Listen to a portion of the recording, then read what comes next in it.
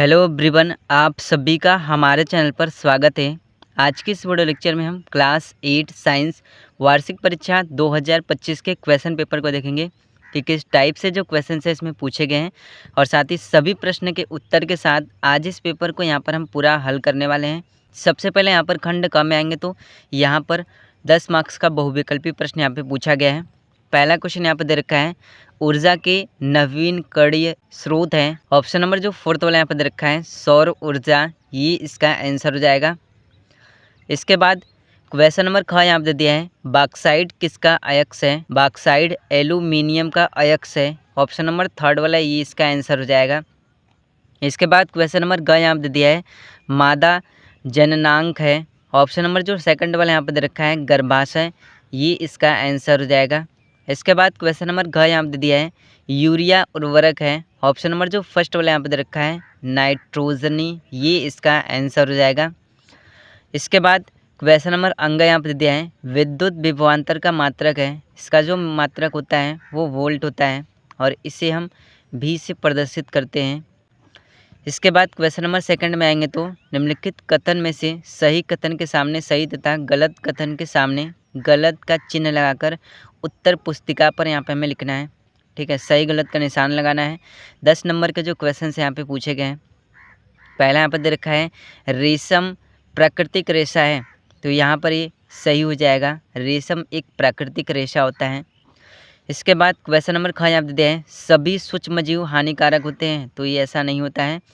कुछ सूक्ष्मजीव ऐसे होते हैं जो हानिकारक होते हैं, बाकी सब नहीं होते हैं, तो ये यहाँ पर ही हमारा रॉन्ग हो जाएगा, गलत हो जाएगा। इसके बाद क्वेश्चन नंबर ग यहाँ पे दिया है, पहले ऋतुस्राव को रजो दर्शन कहते हैं, तो इस तरह से ये सही हो जाएगा, पहले इसे यही बोला जाता था।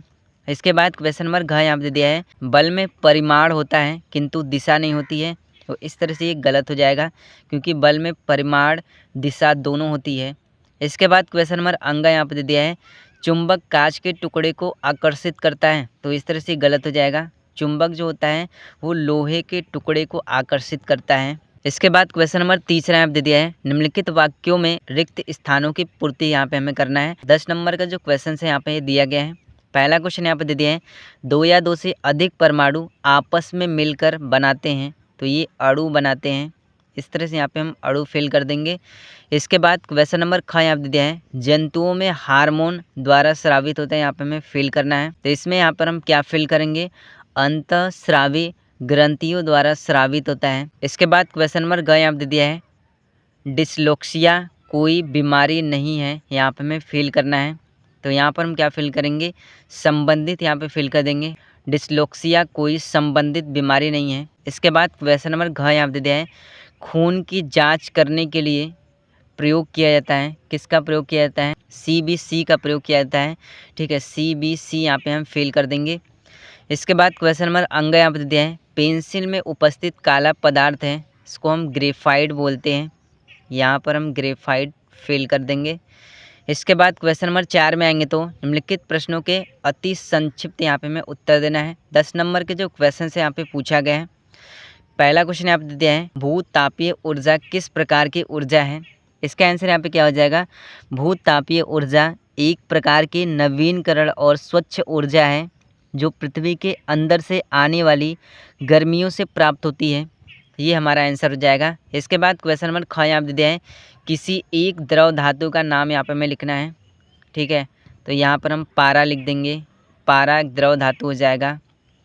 इसके बाद क्वेश्चन नंबर ग यहाँ पे दिया है, अमीबा किसके द्वारा प्रजनन करता है। इसका आंसर क्या हो जाएगा, अमीबा द्विविभाजन नामक अलैंगिक प्रजनन विधि द्वारा प्रजनन करता है। इसके बाद क्वेश्चन नंबर घ यहाँ पे दिया है, अंडों की गुणवत्ता की जांच कैसे करोगे। इसका आंसर यहाँ पे क्या हो जाएगा, अंडों की गुणवत्ता की जांच करने के लिए हार्मोनल रक्त परीक्षण, AMH, FSH, एस्ट्रोजन, अल्ट्रासाउंड और IVF प्रक्रिया के दौरान प्राप्त अंडों की संख्या का मूल्यांकन किया जाता है।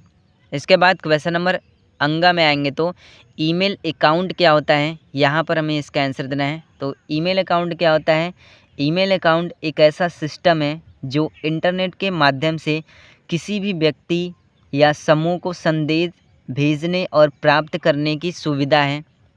इस तरह से ये हमारा आंसर हो जाएगा। इसके बाद क्वेश्चन नंबर 5 में आएंगे तो यहाँ पर स्तंभ क को स्तंभ ख से यहाँ पे हमें मिलान करना है। 10 मार्क्स का जो क्वेश्चन से यहाँ पे पूछा गया है, जैसे यहाँ पर मैंने मिलान कर दिया है। पेट्रोल का यहाँ पे हम स्कूटर से संबंधी भरवाएंगे, क्योंकि पेट्रोल स्कूटर में डाला जाता है, टू व्हीलर में। इसके बाद कोयला जो है तापीय विद्युत घर है। इसके बाद जलाशय पर बांध, ये जल विद्युत संयंत्र हो जाएगा। इसके बाद डीजल बस से संबंधित है। इसके बाद वायु पवन चक्की से संबंधित हो जाएगा। इसके बाद यहाँ पे खंड ख में आएंगे तो 10-10 नंबर के क्वेश्चन यहाँ पे पूछे गए हैं।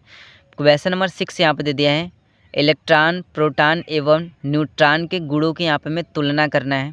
तो इसमें आंसर हम किस तरह से लिखेंगे, इलेक्ट्रॉन ऋणात्मक आवेश होता है, जबकि प्रोटॉन पर धनात्मक आवेश होता है।